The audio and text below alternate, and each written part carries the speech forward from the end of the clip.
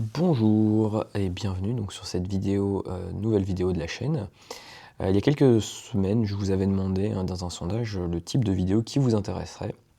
Et donc j'ai vu que, un cas concret, vous intéresserait et donc aujourd'hui cette vidéo est un cas concret assez récent que le cabinet a traité cette année et c'est le cas donc, de madame, Y et de son époux monsieur B qui lui est français et madame Y est de nationalité étrangère, elle est donc conjointe de Français. La difficulté donc dont on va parler et que ce cas je pense illustre très bien, c'est une difficulté récurrente qu'on voit. J'en ai parlé dans ma vidéo sur la nef et dans la vidéo également sur les délais, hein. Donc vous avez une personne de nationalité étrangère mariée avec un Français qui a un titre de séjour en France valable, et cette personne, hein, va déposer sa demande de renouvellement de son titre de séjour sur la plateforme ANEF et puis il se passe plus rien. Voilà, la demande elle est faite dans le délai légal, il n'y a pas de difficulté.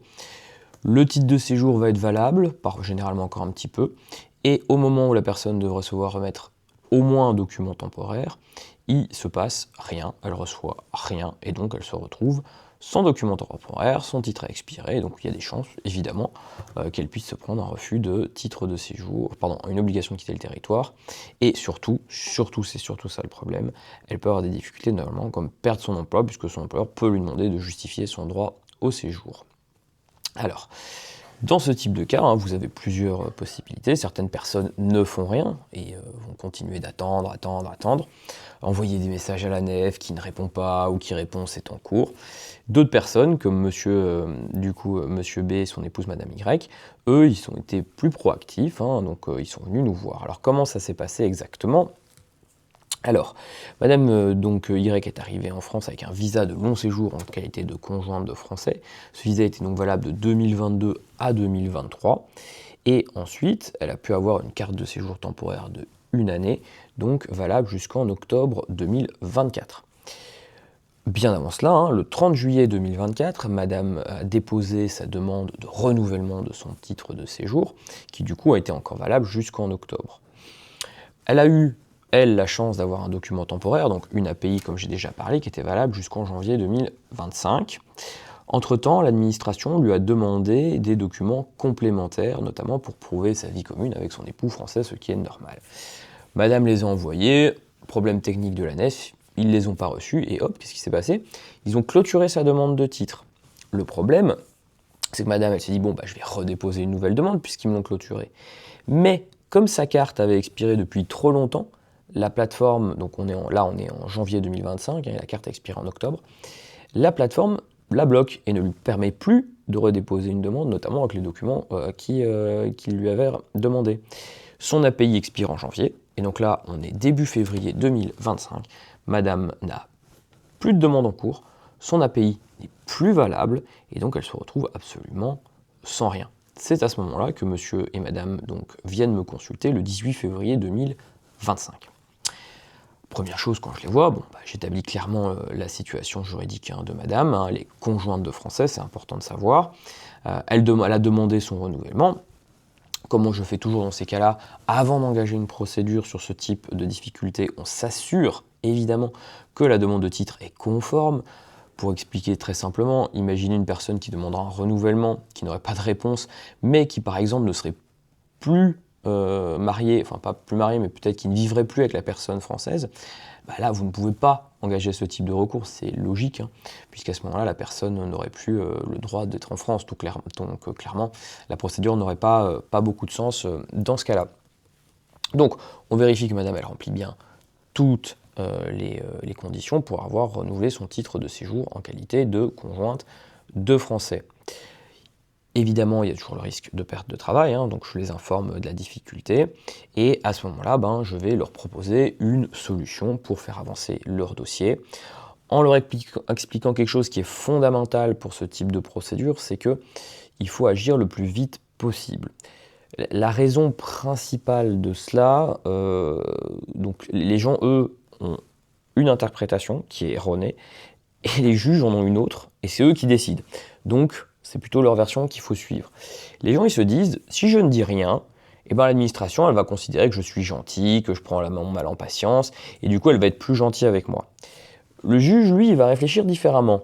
Il va dire, quand on est dans une situation difficile, qu'on perd son titre de séjour, qu'on n'a plus aucun justificatif, bah, on doit agir, on doit saisir un tribunal, ça ne sert qu'à ça, vous voyez.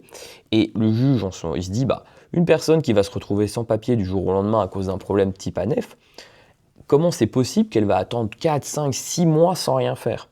Donc ici, c'est pas ce cas de ce dossier, puisque là, madame et monsieur, ils sont venus assez vite, puisqu'en gros, hein, l'API expirait fin janvier, donc moi je les vois le 18 février, et donc au bout de 2 semaines, hein, ils ont bien compris qu'ils ont, voilà, ils ont fait le classique, hein, ils ont écrit à l'administration qui leur a pas répondu, ils ont appelé la préfecture qui n'a pas répondu, bref, ce que la plupart des gens font et qui est grosso modo une belle perte de temps.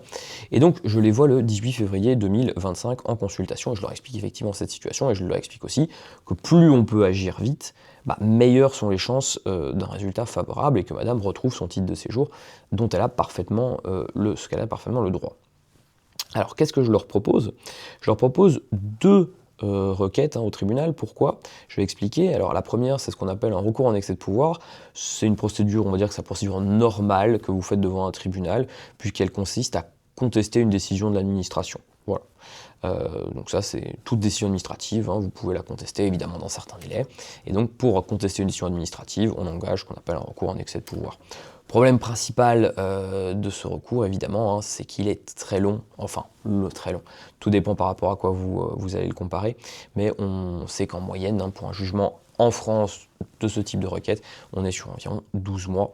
Et évidemment, madame, elle n'a pas 12 mois à attendre sans son titre de séjour. Donc, deuxième requête qu'on va réaliser pour elle, c'est ce qu'on appelle un référé suspension. Le terme de référé veut dire urgence, veut dire procédure d'urgence. Et c'est ici qu'on va retomber sur ce que j'ai expliqué juste avant, sur cette notion de agir vite, c'est-à-dire que quand vous allez devant un tribunal en urgence, ben, si vous avez attendu 3 mois, on va dire, votre argument de dire que l'intervention du juge est urgente, il est moins bon. Plus vous allez agir tôt, plus l'urgence paraît logique. Et c'est bien comme ça qu'elle est interprétée par les magistrats. Donc le succès, il dépend aussi beaucoup de ça. Plus vous attendez, moins les chances que l'urgence soit appréciée favorablement. Or, quand vous allez sur une procédure d'urgence type un référé, prenez bien en compte que le juge, il va regarder l'urgence indépendamment du reste. La décision, elle peut être totalement illégale, la pire décision possible. S'il estime qu'il n'y a pas d'urgence, il estime que ce n'est pas de sa compétence, et donc ce sera jugé par le juge du fond, hein, celui du recours en excès de pouvoir, qui là par contre va mettre 12 mois. Donc ici, si vous allez en urgence, il faut vraiment pouvoir la justifier. On avait aussi, dans le cas de madame, un énorme avantage, c'est que c'est un renouvellement, et en matière de renouvellement, l'urgence elle est présumée, ce qui veut dire que c'est à la partie adverse, la préfecture du Rhône dans ce cas-ci, de démontrer qu'il n'y a pas urgence à agir. Donc on était sur un terrain plus favorable pour engager ces deux requêtes. Et donc c'est ce qu'on a fait, hein, puisque le 24 février donc 2025, environ une semaine après la consultation initiale, on a déposé les deux requêtes au tribunal administratif de Lyon. Alors il faut savoir qu'un référé généralement met 3 à 4 semaines à être jugé, hein. Vous avez 2 semaines à peu près d'attente jusqu'à l'audience, et après le temps que le juge y rende sa décision, une petite semaine et demie en moyenne. Or, ce qui s'est passé le 12 mars 2025, donc avant qu'on ait la décision du tribunal, puisque là on a à peu près moins d'un mois après avoir vu madame le 18 février et environ 2 semaines après avoir saisi le tribunal, la préfecture du Rhône, plutôt que d'être condamnée pour une action quand même assez illégale, a délivré à madame, en tout cas a indiqué au tribunal, avoir pris une décision express de délivrance à madame de la carte de séjour qu'elle sollicitait. Et donc, vous voyez, l'affaire a été quand même assez vite résolue, mais comme je l'ai expliqué, et c'est vraiment voilà, la chose que j'aimerais bien que vous compreniez et qui, je pense, est vraiment intéressante dans ce cas, et que si vous vous retrouvez dans cette situation, faut que voilà, vous entendiez cette astuce, en tout cas que vous l'ayez en tête. C'est qu'au-delà même de la qualité du travail juridique que nous on a réalisé, et évidemment qui est excellente, il y a cette notion d'agir vite, et plus vous allez agir vite, plus hautes vont être les chances de succès, et donc mieux cela fonctionne. Donc dans le cas de monsieur et madame, ici, donc conjoints de Français qui ont eu une difficulté au niveau de la nef, ce qui, je pense, les a sauvés, bah, enfin, les a sauvés, en tout cas leur a permis d'obtenir ce qu'ils souhaitaient, ça a été une réaction rapide, de ne pas avoir attendu des mois après la clôture, d'accord, de s'être dit il y a un problème, il faut trouver une solution. Parce que s'ils n'étaient pas venus me voir, ils auraient probablement attendu encore plus longtemps, voilà, dans une situation beaucoup plus précaire. Donc ici, on a un cas fréquent, d'accord, de personnes qui se retrouvent sans titre de séjour, alors qu'ils sont en cas d'un renouvellement de titre de séjour, ici conjoint de français, mais ça peut arriver avec d'autres titres de séjour. Et donc, en plus, évidemment, d'avoir obtenu les documents qu'on a demandés, l'administration a bien évidemment été condamnée, puisqu'elle était quand même responsable, puisqu'elle n'aurait pas dû clôturer la demande, et elle n'aurait évidemment dû renouveler le droit temporaire au séjour de madame. Donc, pensez bien que ce type de situation aujourd'hui, il est quand même fréquent. Moi j'en ai parlé dans plusieurs vidéos, j'espère que vous les avez vues, je les mettrai dans les commentaires, dans la description de celle-ci. Mais voilà, c'est quelque chose qu'on constate très fréquemment. Et plus vous allez agir vite, plus vous avez de chances importantes de vous en sortir, de régler votre problème. Donc mon conseil, c'est évidemment de réagir, surtout de ne pas attendre. Dès que vous avez un problème avec la nef, une clôture de dossier, contactez un avocat, un spécialiste ou quelqu'un qui fait du droit des étrangers. Parce que c'est des situations, plus vous les laissez, on va dire, traîner en longueur, pire la situation devient. Ça ne va jamais être débloqué par le service compétent, parce qu'il n'est pas compétent déjà. Ils vont vous faire perdre du temps, ça va être des moments difficiles. Alors que la solution, je vous l'ai expliqué à travers le cas dont j'ai parlé. Donc, pensez-y. Ou en tout cas, faites comme madame en question, madame. Prenez un rendez-vous. Vous n'êtes pas obligé de le faire si vous ne voulez pas, mais au moins vous saurez que c'est possible, évidemment. Donc, si vous êtes une personne dans cette situation, n'hésitez pas vous êtes coincé, n'hésitez pas à nous contacter, mais vous pouvez aussi nous expliquer la situation dans les commentaires de la vidéo. Ou si ça a été votre cas et puis finalement justement vous avez réussi à trouver une solution pour éviter, pour débloquer la situation, notamment via une procédure au tribunal. Encore une fois, si vous êtes intéressé par ce type de contenu, sur un peu ces cas pratiques, n'hésitez pas à me le dire dans les commentaires, puisque du coup j'essayerai d'en faire plus souvent. Dernière chose, vous pouvez évidemment liker la vidéo, c'est toujours encourageant, ça donne toujours envie d'en faire plus, pour donner plus d'informations de qualité, parce que pensez qu'on voit aussi les autres choses qui circulent sur les réseaux, et évidemment il y a des choses assez terrifiantes qu'on voit. Donc si vous voulez du contenu de qualité par des gens dont c'est le métier, qui font ça quand même depuis très longtemps, n'hésitez pas à le dire, n'hésitez pas à nous encourager évidemment en likant la vidéo, et évidemment à vous abonner à la chaîne.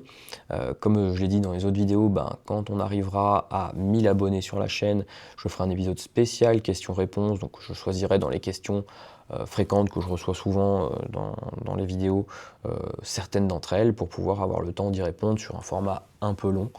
Donc ce sera une vidéo spéciale pour les 1000 abonnés de la chaîne. Donc n'hésitez pas à partager la chaîne si vous avez des gens qui vous pensez seraient susceptibles d'être intéressés par notre contenu.